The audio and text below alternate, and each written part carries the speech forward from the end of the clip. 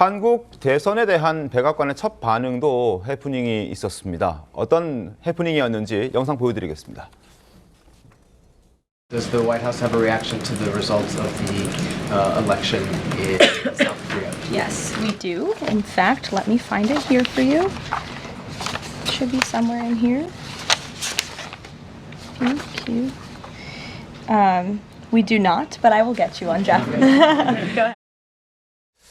뭔가 질문이 나왔고 거기에 대해서 있다라고 하면서 막 찾아보는 이런 모습을 보이다가 결국 없었고 그 이후에 백악관의 축하 메시지가 백악관의 입장이 나왔는데 거기에 중국이란 단어가 등장했고 굉장히 이례적인 단어의 등장이었습니다. 백악관의 입장입니다. 화이트하우스. 한국은 자유롭고 공정한 선거를 진행했다. 여기까지는 일반적인 입장인데 중국의 개입과 영향력 행사에 우려하며 또 만약에 개입하고 영향력을 행사한다면 이건 반대한다라는 입장을 백악관이 어제 밝힌 겁니다. 중국이란 단어가 등장했고 개입, 영향력 행사, 우려한다, 반대한다 이런 단어들이 등장을 했습니다. 자, 이 논평이 나온 이후에 중국도 불편한 기색을 숨기지 않았습니다. 신경전이 벌어진 겁니다. 자, 중국과 미국의 목소리 조금 더 들어보겠습니다. Economic dependence on China only deepens their malign influence and complicates our defense decision space during times of tension. 奉劝美方改以自身的所作所为抑向、尽向中国的老毛病，停止挑拨中韩关系。 자, 린젠 중국 외교부 대변인의 반응을 보여드렸는데요. 물론 중국은 지난달 31일에 반응이긴 했 미국이 지난달 31일에 반응이었습니다만 중국의 반응을 보시면 미국은 중국에 대해 억측하는 오래된 버릇을 되돌아보며 중한 관계, 그러니까 한중 관계에 이간질을 하는 것을 중단해야 한다라는 메시지를 냈습니다.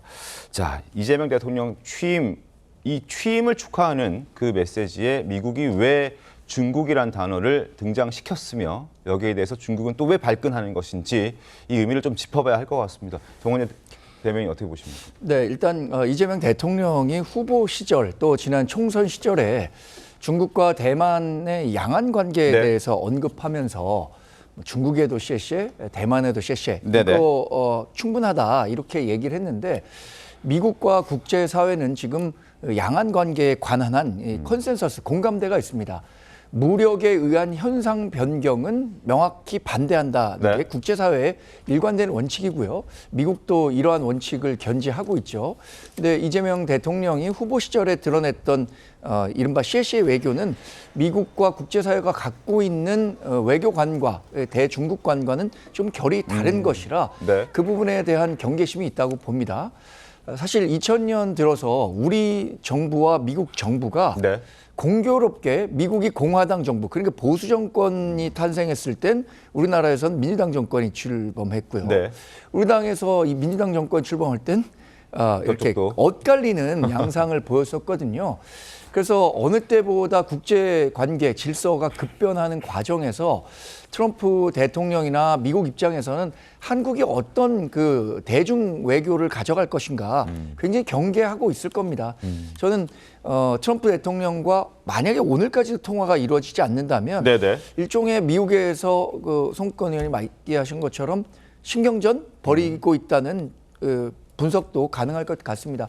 그래서 이재명 대통령이 보다 명확하게 한미 관계에 대한 명확한 원칙 또 대중관계 방침에 대해서 국제사회가 걱정하지 않을 정도의 메시지를 내는 것이 중요하다 이렇게 평가해 봅니다. 김상일 평론가님, 네. 지금 저희도 그래픽으로 보여드렸었는데 과거 대통령들을 보면 당선 당일 네, 혹은 취임 당일 늦어도 뭐 당선되고 바로 다음 날 네, 네, 네. 오전이든 오후든 통화가 이루어졌었는데 이번에는 대통령실의 입장을 보면 강유정 대변인의 목소리로 확인해도 시차 때문이다라고 네. 설명을 하면서 아직 통화는 조율 중이다 이렇게 네, 얘기를 네. 하거든요. 그러니까 조금 늦은 감이 있잖아요. 그러니까 지금 뭐 송국권 본부장이나 정광재 대변인은 뭔가 신경전이 벌어지고 있는 네. 것이다라는 얘기를 해주셨는데 어떻게 보십니까? 일단 한미 관계는요, 굉장히 중요하죠. 그렇기 때문에 빠른 통화를 통해서 국민들에게 안심을 주는 게 네. 중요하지만 또 반대로 그 통화가 이루어지지 않았다고 해서 불안감을 증폭시키는 것은 국익에 또 도움이 되지 않습니다. 어쨌든 이게 뭐 이재명 대통령에게만 해당되는 게 아니라 네. 국가와 국익과 관련되는 것이기 때문에 조심해서 논의했으면 좋겠다라는 생각이 드는 게 기본적으로 트럼프 대통령이 한국에 대해서 무역과 주한미군과 관련돼서 네. 좀 우호적이지 않아요, 지금 입장이. 네네. 그러면 앞으로 이제 이 협상을 해나가는 데 있어서 굉장히 힘든 과정을 겪어가야 될 것입니다. 그런데 거기에서 이제 뭐 중국과 관련된 부분까지 네. 국제질서 재편이라는 그 흐름 속에서 좀 의구심을 가지고 이렇게 뭐랄까 표현들이 나오고 하는 것들은 우리에게 별로 좋을 게 없어요.